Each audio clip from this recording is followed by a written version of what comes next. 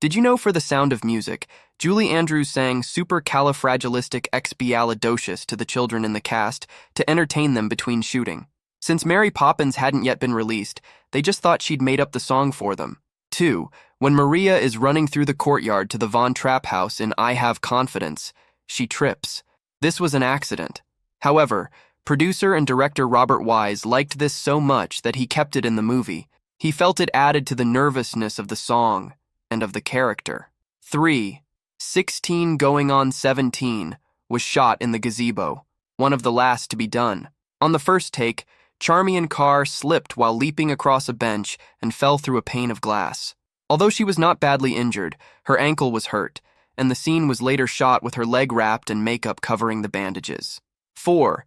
Christopher Plummer intensely disliked working on this movie. He was known to refer to it as The Sound of Mucus and likened working with Dame Julie Andrews to being hit over the head with a big Valentine's Day card every day. Nonetheless, he and Andrews remained close friends until his death. Did you know for Airplane, for the argument between announcers concerning the white and red zones at the airport, the producers hired the same voice artists who had made the real-world announcements at Los Angeles International Airport? At the real airport, the white zone is for loading and unloading of passengers only, and there's no stopping in the red zone, except for transit buses. They were also married to each other in real life. 2. Jim Abrahams, David Zucker, and Jerry Zucker chose actors such as Robert Stack, Lloyd Bridges, Peter Graves, and Leslie Nielsen because of their reputation for playing no-nonsense characters. Until this movie, these actors had not done comedy, so their straight-arrow personas and line delivery made the satire in the movie all the more poignant and funnier.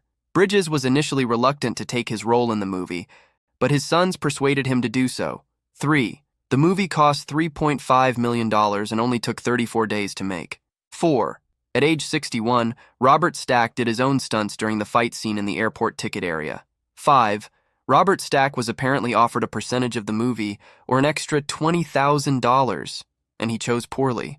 Did you know for Office Space, the iconic red stapler coveted by Milton was created for the film by the prop department? They needed a bright enough color to be seen on film and chose red. After the film was released, Swingline began to receive requests from customers for red staplers. Having stopped offering red several years before, they made the decision to start offering the color once more. 2. After poor box office performance, the movie gained cult status on video. Mike Judge has said that more people talk to him about this movie than any project he has ever worked on. Judge was offered a chance to make a sequel, Office Space 2, still renting. Judge said that because he had been through enough anguish over the first one, he didn't want to put himself through the experience again. 3. Mike Judge hated the marketing campaign for the film, particularly the poster, and believes it was one of the reasons why the film did not do well at the box office. For the film's release on home video, he was able to convince the studio to add the character of Milton to the poster, peeking out from behind the guy covered in post-it notes. 4. During the famous smashing of the printer scene, Peter never actually strikes the device. Did you know for Wayne's World, while filming the Bohemian Rhapsody sequence, both Mike Myers and Dana Carvey developed severe pain in their necks from all the headbanging? There are scenes later in the movie where it becomes apparent they are trying to move their necks as little as possible. 2. Dana Carvey did his own drum playing for the music shop scene. 3. The film is credited with reviving the popularity of the British rock band Queen in the US through its use of their 1975 song Bohemian Rhapsody.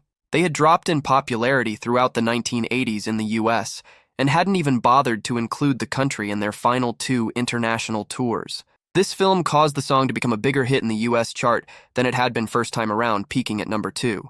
Unfortunately, Freddie Mercury didn't live to see the song's renaissance as he passed away just a few months before the film's release. However, according to guitarist Brian May, Mercury did give permission for the song to be used, and saw the clips while he was close to death because Mike Myers had sent a tape and wanted him to see it. 4. The movie was shot in 34 days. Did you know for A Bronx Tale, casting scouts searched around New York City and Long Island for a teenager to play the role of Calogero? A scout noticed Lilo Brancato on Jones Beach. For most of his childhood, Brancato had done impersonations of Robert De Niro and was often told that he resembled De Niro. When he performed an impersonation for the scout, he became one of 2 actors remaining to play the role. 2, in the biker bar fight scene, A curly-haired character with a goatee is often mistaken for an early cameo appearance of Rob Schneider. This is actually a real New York City member of the Hells Angels motorcycle club. 3. De Niro wanted Palminteri to be involved in every aspect of production. Palminteri was involved in casting, scouting locations, editing, and sound mixing. 4. Although it was A Bronx Tale, virtually all of it was filmed in Astoria and Jackson Heights in Queens, New York. It was easier to capture the period in those locations where many buildings from the 1920s to the 1950s still stood.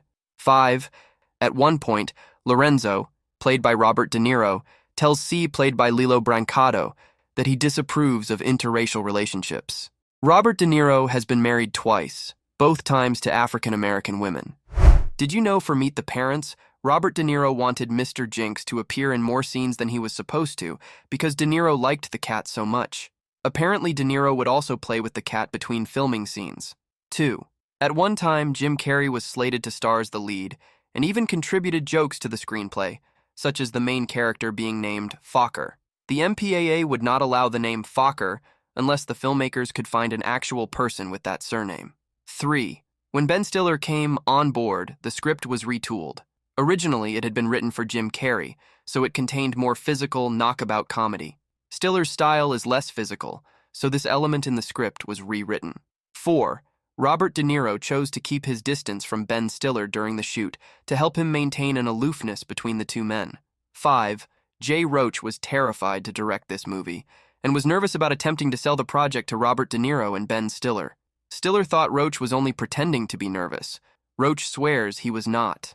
"I don't think it was strategy," Roach told Entertainment Weekly. "I wanted them to know I was terrified. I'm really bad at faking."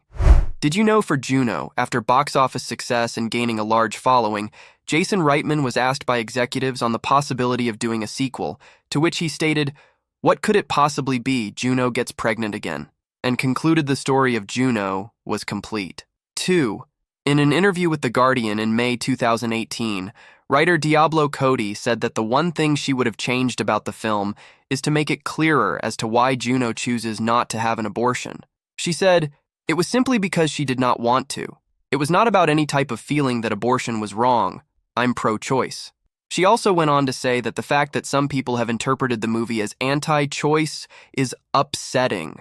3. No cell phones are used in the movie. 4. At one point, Juno questions the choice of her stepmother Bren, played by Allison Janney, to put her very young half-sister in ice skating lessons. 10 years later, Janney would win an Oscar for I, Tonya, where she played Tonya Harding's abusive mother, who pushed her own daughter into becoming an ice skating champion from a very young age. 5. The hamburger phone in the movie is owned by the writer, Diablo